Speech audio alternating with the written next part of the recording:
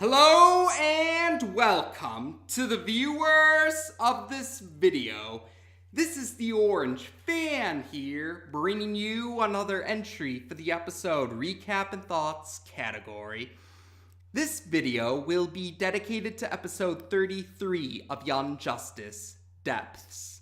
We begin this episode in Palo Alto on March 19th, where Wally West is watching the news featuring G. Gordon Godfrey talking about a new communication satellite that's set to launch later on in the day.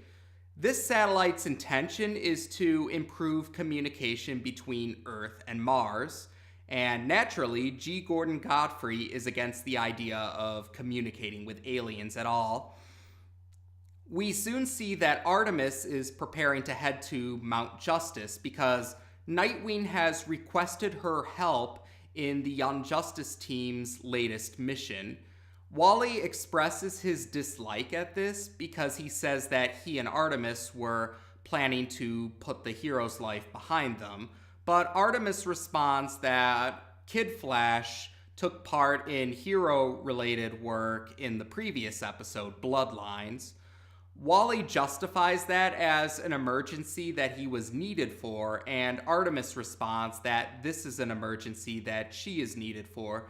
And she also tells Wally that he shouldn't be angry at Nightwing for requesting her help because she chose to help it for this particular mission.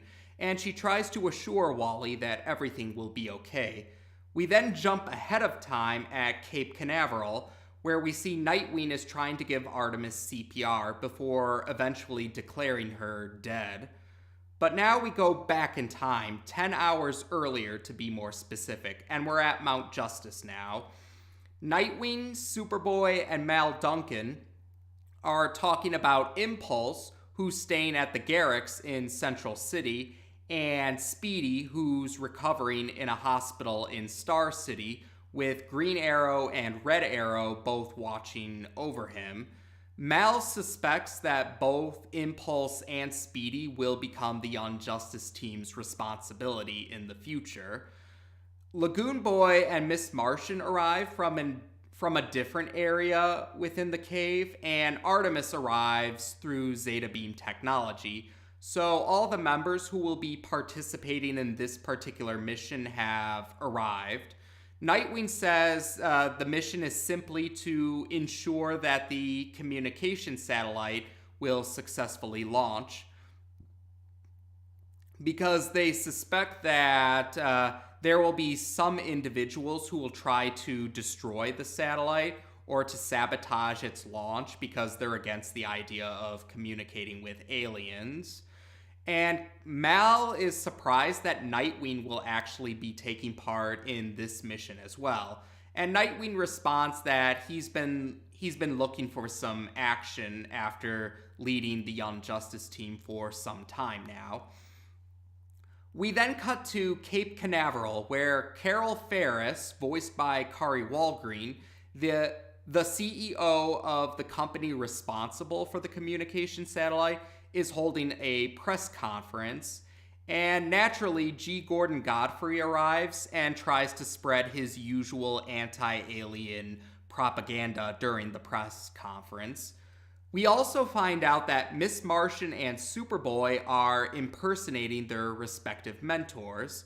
Miss Martian has used her abilities to take on her uncle's form, and she's using her telekinesis on Superboy while he's wearing Superman's costume to make it look like Superman is flying.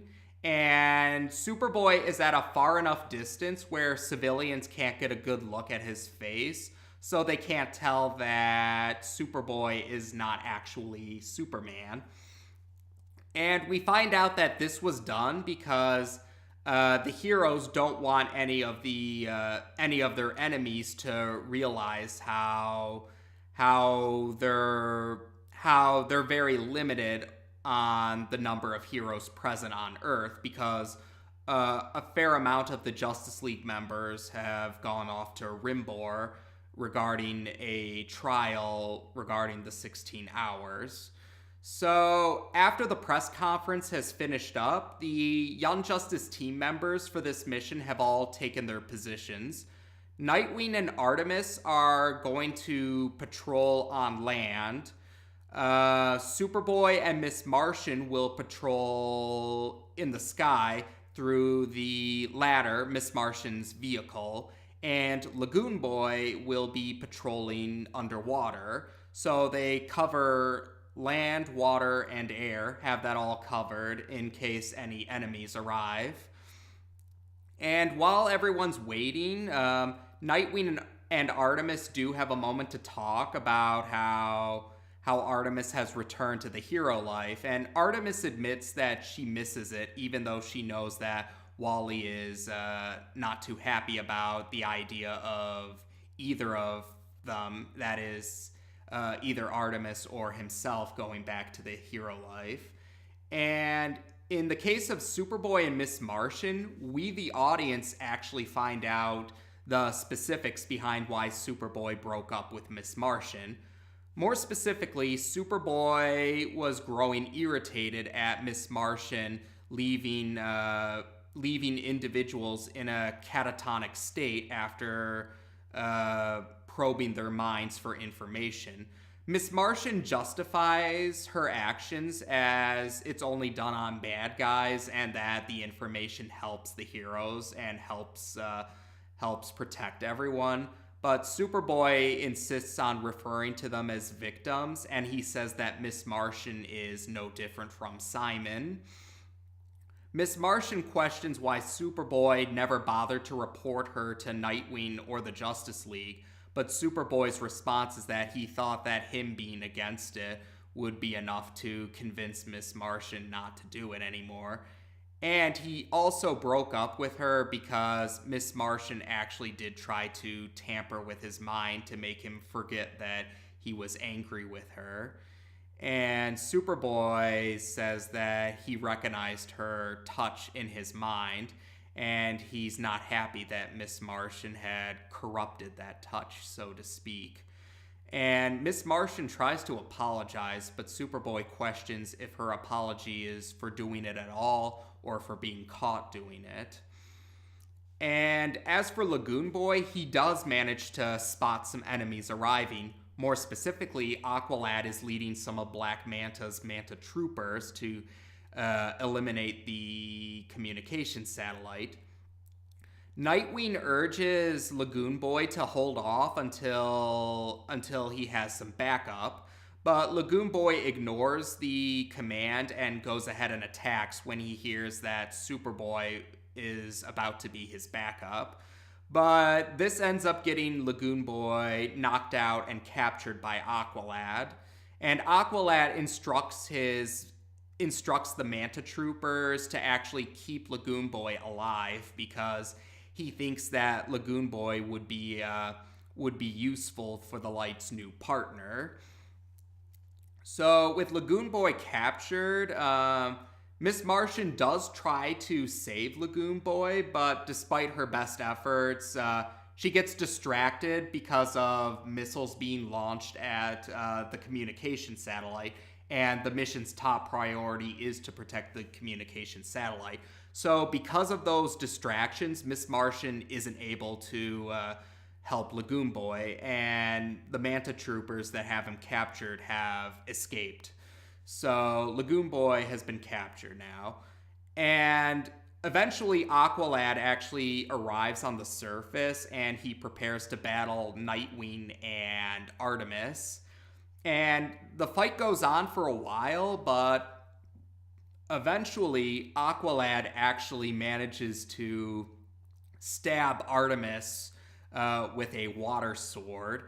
And this is at the point where we get to the scene that we saw earlier on in the episode, the scene where Nightwing tries to give Artemis CPR, and Aqualad declares that the mission is a failure because the communication satellite has launched, but it suddenly explodes after reaching a certain altitude. It blows up on its own accord, much to Aqualad's surprise, but he and his Manta troopers take the chance to escape while they can. Superboy and Miss Martian reach Nightwing as he's trying to help Artemis, but Superboy comments that he doesn't hear Artemis's heart rate, and Nightwing declares Artemis dead. We then cut to the Atlantic Ocean on March 20th, where Aqualad and his team of Manta troopers have arrived at the Manta sub, where they reunite with Black Manta. Black Manta praises Aqualad for capturing one of his former friends, killing one of his former friends, and for destroying the communication satellite. But Aqualad admits that the communication satellite's destruction wasn't his or any of his team members doing. It just happened on its own accord. He figures that something faulty must have happened with the engines, but Black Manta reveals that was no accident. What happened was he made sure to smuggle in an altitude detecting bomb into the communication satellite a few days earlier, so the bomb would explode when the satellite reached a certain altitude. And he reveals that this was a test to see if Aqualad would take credit for something he didn't do, and he's impressed that Aqualad admitted that he didn't, that he wasn't responsible for the satellite's destruction. Aqualad questions his father what would have happened if he and his team did succeed in the mission, and Black Manta responds another test would have awaited, commenting that true character is revealed in failure, not in success. But he says that's neither here or there now because Aqualad has proven himself and he's ready to go to the next level. And then we cut to Mount Justice now, where the Unjustice team, or most of the Unjustice team, are mourning Artemis's death and showing their sympathies with Lagoon Boy being captured. And Mal questions Superboy where Nightwing is, and Superboy responds that Nightwing went to tell Wally the bad news. We then cut to Bloodhaven, and Nightwing is in a warehouse, and he's actually looking at the picture that he took the picture he took back in Homefront when Artemis was starting her first day at Gotham Academy. And Nightwing recalls the words he said to Artemis that day, that they would laugh about this someday. And then he hears someone enter the warehouse, and it's Aqualad. But then Wally arrives shortly after, and then Artemis arrives. We then receive a series of flashbacks which show us exactly how they managed to fake Artemis's death. Like, Aqualad didn't actually stab her. He used the water sword to... Yeah, it twisted to make it look like he stabbed her, but really it just went around her, but giving off the illusion of stabbing her. And they found a way so Superboy wouldn't hear her heart rate, and they used fake blood to make it look like a stab wound, and so Artemis's death was faked. And we find out that Aqualad did not betray the Unjustice team, or the heroes for that matter. Aqualad is actually undercover and trying to gain his father's trust so he can find out more about the Light's plan and the Light's newest partner. And there were definitely some complications though. Like, the communication satellite was supposed to be protected, and Lagoon Boy was not supposed to be captured. But Nightwing doesn't fault Aqualad because he acknowledges that Aqualad had to make some very hard sacrifices to maintain his cover. As for why Artemis had her death faked, that's because Artemis is going to join Aqualad on his undercover mission, so they're both going to take part in this undercover mission now. But what happens is, how are they going to disguise Artemis? Nightwing has her wear a glamour charm that Zatanna created at Nightwing's request. And Artemis comments that it's impressive that Nightwing was able to have Zatanna make this glamour charm to a very specific degree without revealing the purpose behind it. Nightwing's only response is that he and Zatanna have history. Now, as for how the glamour charm works, or this particular one, when Artemis wears the glamour charm, most people will see her differently. Like, she won't look like herself, and her voice sounds slightly different too. We, the audience, actually do get to see Artemis's disguised appearance as a reflection in a puddle of water, because the glamour charm doesn't work on everyone. Specifically, Artemis herself, when she's looking in a reflection, Nightwing, Wally, and Aqualad will still see Artemis as she normally looks. So it's everyone else besides these four individuals. They will see Artemis in a different appearance and with a slightly different voice. So Artemis says goodbye to Wally as she prepares to join Aqualad on the undercover mission. So Nightwing and Wally see Aqualad and Artemis off, and Nightwing comments that the hardest part is over, but Wally disagrees, saying that it only gets more dangerous from here, and that's how we end the episode. So we have ourselves another important episode, and in this case, this episode reveals that Aqualad actually didn't turn evil. He's just undercover. And to be fair, there were quite a few people that actually figured out that Aqualad didn't really become evil as early as the episode Alienated, back when that first aired. I admit I wasn't entirely sure if Aqualad really did become evil or not before this episode, so I do have to give a lot of credit to those who figured out that Aqualad was really an undercover agent. And as for Artemis's death, some people could say that this might be considered a reference to Failsafe, where Artemis had allegedly died in the training exercise. So that's you could say that's a hint how Failsafe kind of foreshadowed the events of season 2, because once again Artemis seems to have died, but she actually isn't dead. And she's actually going to join Aqualad on the undercover mission, and that should be a good thing. That's a good thing that Aqualad will have someone to help him out with this undercover mission, because it is very difficult to, as Nightwing put it, he had to make a lot of hard sacrifices to maintain his cover. And this episode gave us a better look at Black Manta's character, and he comes off as surprisingly very honorable despite being a villain. Actually, I would say Black Manta, as he's portrayed in Young Justice, he's actually a really good example of a Type 1 anti-villain, the noble anti-villain, where he's still very much a villain, but he does have a sense of honor. He does have noble qualities, because Black Manta honestly does care about his son, and he does have his sense of virtues. It's actually kind of reminded me of what happened in Agendas, where Lex Luthor, a villain, actually made a valid point that real life is full of many shades of gray. Well, in this episode, we had another villain make a valid point.